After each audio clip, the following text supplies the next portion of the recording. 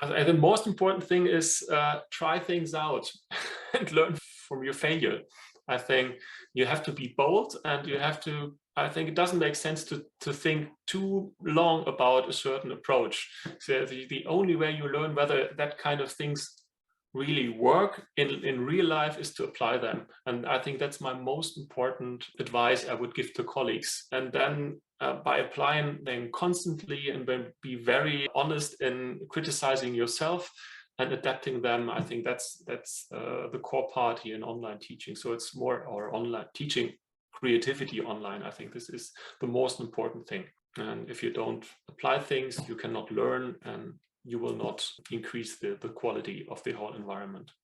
And the second thing always is be adaptive. So as I already said, every group of learners is acting in a way different, has other demands and expectations, and doesn't make sense to stuck to your original plan. It's very good to have one, but it's also important to be able to adapt the plan to the real life situation.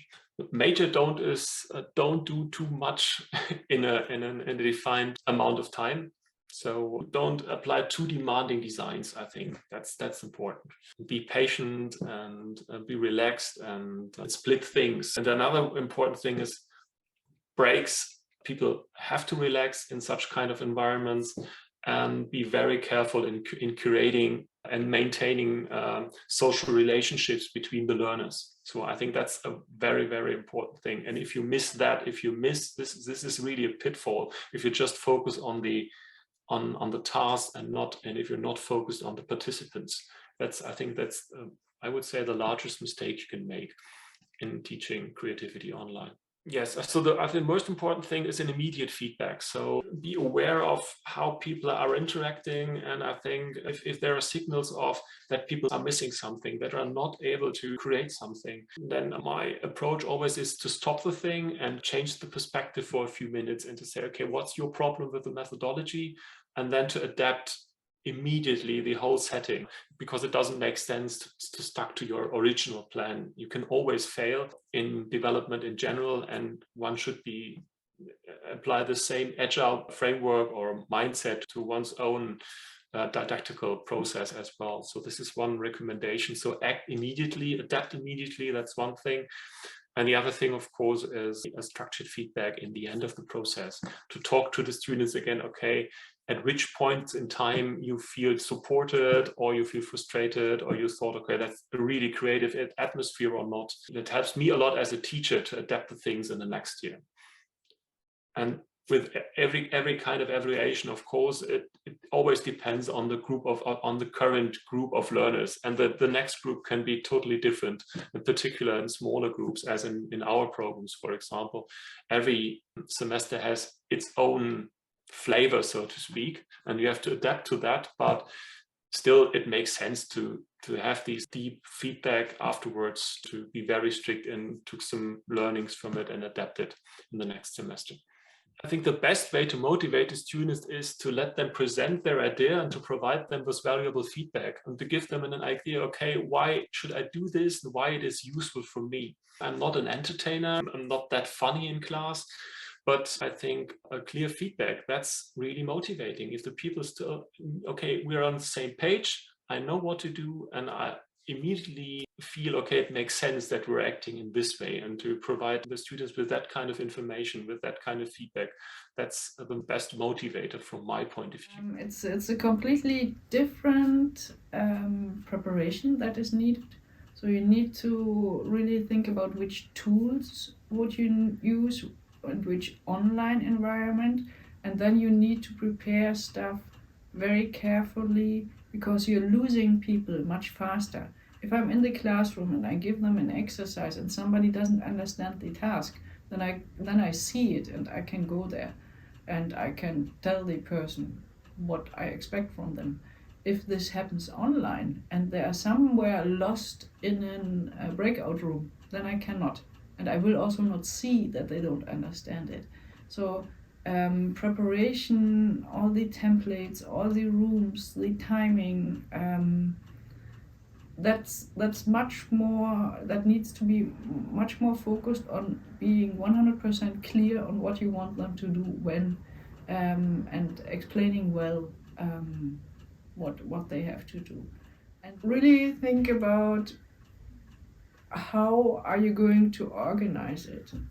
So be well prepared.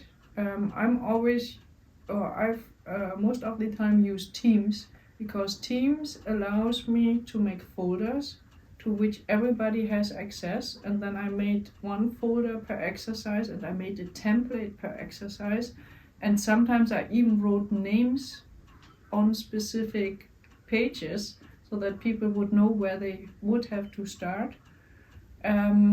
Really think about how to instruct the exercises and make sure that there is some interaction. When you do these creativity methods online, then you're quite often inclined to go for individual exercises because they're easier to instruct. And as you don't know, or as you can't be in all group rooms when you have breakout rooms, you will not see the different questions that arise at the beginning of an instruction. So that is really critical. Instruction is critical. Don't put people into group rooms without being 100% sure that they know what they should do. Tipps und Tricks auf jeden Fall.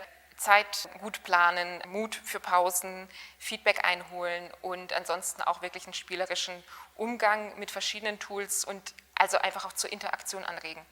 Also das sollte nicht so sein, dass irgendwie allein die Erklärung des Tools zu lange Zeit einnimmt oder dass der Moderator zu viel Platz einnimmt im ganzen Setting. Also es muss wirklich interaktiv etwas erarbeitet werden. Do's, kontinuierlicher Austausch mit den Teilnehmenden, don't Situationen falsch bewerten. Also das, was ich vorher gesagt habe, dass man irgendwie gewisse Reaktionen von den Teilnehmenden falsch aufnimmt oder persönlich nimmt, sondern wirklich, dass man da Ruhe bewahrt und immer überlegt, okay, wie kann ich jetzt die Situation positiv lösen, wie kann ich jetzt vielleicht irgendwie einen positiven Impuls setzen, dass das Ganze wieder gut weitergeht. Lieber Miro einsetzen als das Whiteboard von Zoom. Also insgesamt natürlich erstmal mit den Tools, die man anwenden möchte, sich wirklich auseinandersetzen und verstehen, wie die funktionieren. Also auch so ein Pre-Test, so ein technischer Pre-Test wird auf jeden Fall immer wichtig sein. Nicht gleich beim ersten Mal mit Dingen reingehen, die man davon nie ausprobiert hat, weil gerade dadurch ergeben sich auch viele Dinge oder auch Hindernisse.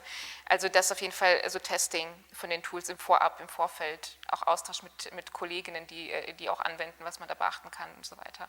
Vorbereitet rangehen, definitiv. Ich fange mal bei den Don'ts an. Don'ts heißt, das darfst du auf keinen Fall machen oder das darfst du auf keinen Fall denken. Oder ich habe schon die Lösungen, wenn da nicht bei dir dasselbe rauskommt wie das, was ich mir vorgestellt habe, dann ist es falsch. Also ich werde auch immer wieder von Studenten gefragt, was erwarten Sie, Herr Thyssen? Und die Antwort ist immer gar nichts. Weil in dem Moment, wo ich meine Erwartungen an so ein Projekt heranbringe oder an einen kreativen Prozess, kann er nicht mehr kreativ sein. Es gibt so ein wunderschönes Video, das ich gerne zeige. Da ging es das ist ein tschechisches Video, wo es noch zu sozialistischen Zeiten um Zensur geht.